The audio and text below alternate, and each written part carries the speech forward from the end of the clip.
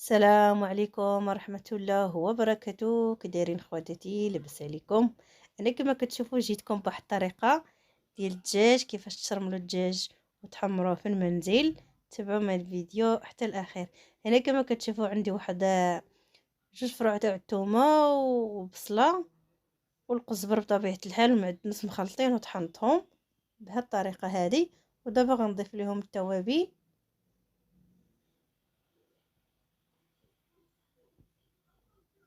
وهنا غندير واحد العاشق ديال شكينجبير،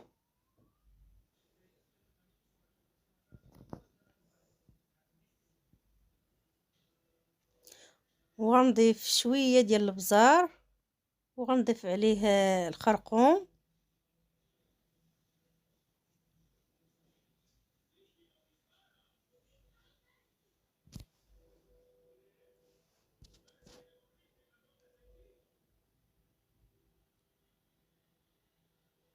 هنا البنات غندير واحد شويه تاع الزيت، وغندير واحد شويه ديال الضمط البنه ديال الزعفران،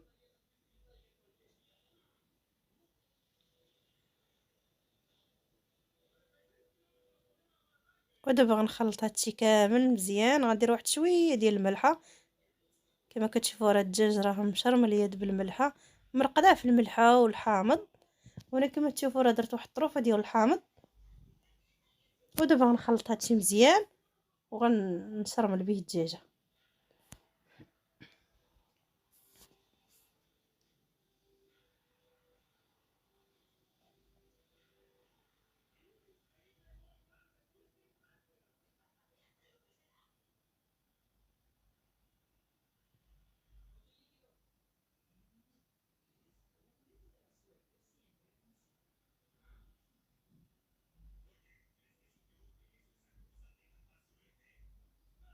وانا غنجيب الدجاجه ديالي بطبيعه الحال راها مغسوله بالحامض والملحه.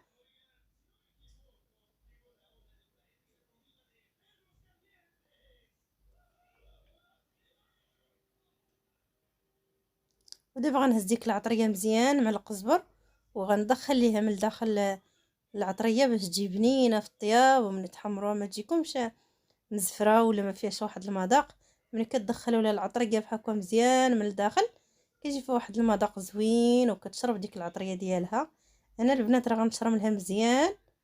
هنا البنات راه شرملتها مع 10 ديال الصباح، وخليتها حتى العشيه عاد طيبتها. اذا خدت لي واحد المده اللي كثيره وهي في ديك الشرموله ديالها.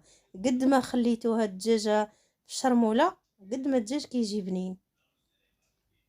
وهنا البنات ما بين الصدر وديك الجلده ضروري البنات تعمروها حتى هي من الداخل باش ما يجيكمش الصدر داير، ما يجيكمش درس تاني مزفر ولا ما فيهش المذاق.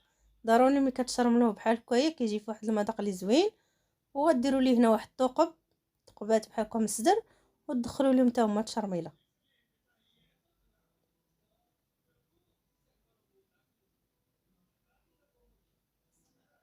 ودابا البنات راه غنخليها. دابا غندوزو نضيفو التوابل في الكوكوط باش نضيفو الدجاجه طيب. هنا البنات كما كتشوفوا راه درت داك شويه تاع التشرموله اللي بقى ليا في البانيو ديال اللي رقدت فيه الدجاجه. وغنبدا نضيف شويه الزيت وشويه الطحميضه، عفوا شويه البزار، شويه الصفيفره، شويه الخرقوم، شكينجبير، الملح.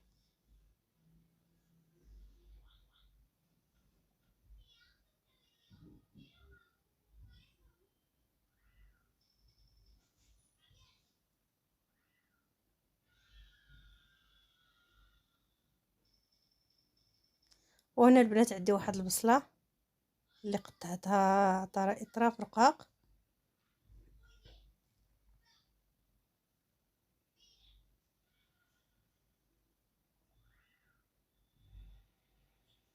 ودابا البنات غنضيف الدجاجه كما كتشوفوا، وبطبيعه الحال ديك الترموله اللي شاط ليا في سميتو غنضيفها حتى هي من الفوق.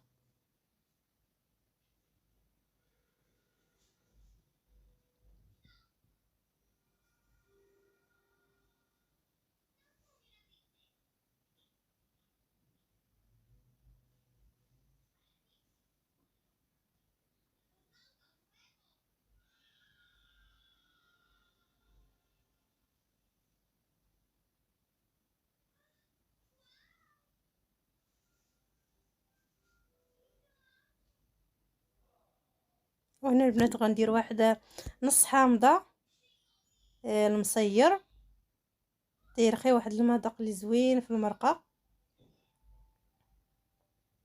ودابا غنضيف نبلل الكوكوط، وغندير الماء الكافي اللي غطيف فيه الدجاجه باش ما يوكحش تاني، توكح لي تاني الكوكوط ونبدا تاني نزيد في الماء كتجي المرقه باسله.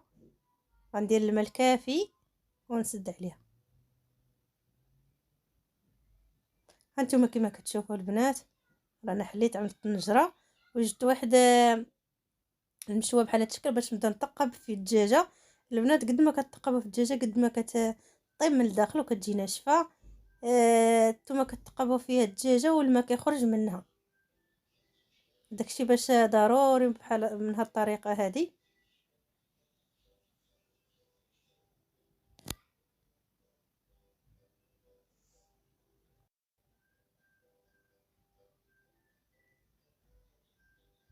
وهنا البنات راه الدجاجه طابت، قلبتها لقيتها طابت من الصدر وكل شيء. دابا نحيدها باش ندخلها الفران تحمر، وغنخلي داك البلول يزيد يختار شويه.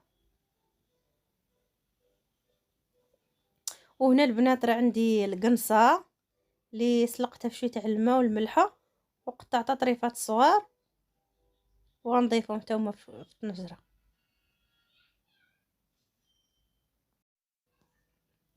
وهنا البنات راه غندخل دابا الدجاجه تحمر. هنا درت واحد شويه تاع الزبده وشويه ديال الهريسه وغندهن الدجاجه مزيان. والفران راه سخون، ضروري الفران يكون سخون باش عاد تدخلوا الدجاجه وتحمر لكم بالزربه وكتاخذ واحد اللون ذهبي اللي كتجي زوينه. انا البنات ما كنحمرش الدجاج في الزيت، ما كيعجبنيش كيجي قاصح، داكشي اش كنفضل نحمره في الفران.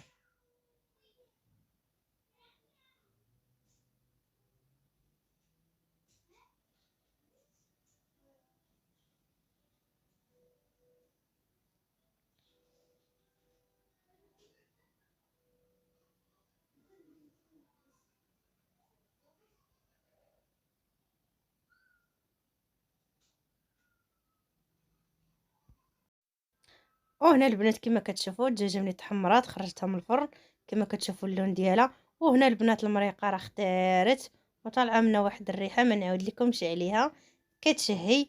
ودابا غنحطو عشان نتعشاو ان شاء الله شهيه طيبه.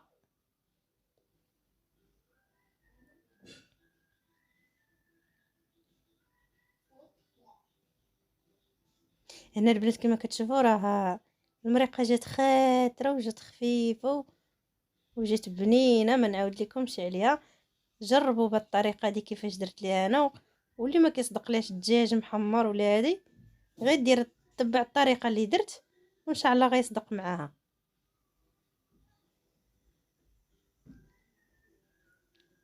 وهنا البنات غنضيف واحد شويه تاع الزيتون، ومن بعد غنضيف من الفوق الدجاج شويه ديال الحامض والهريسه.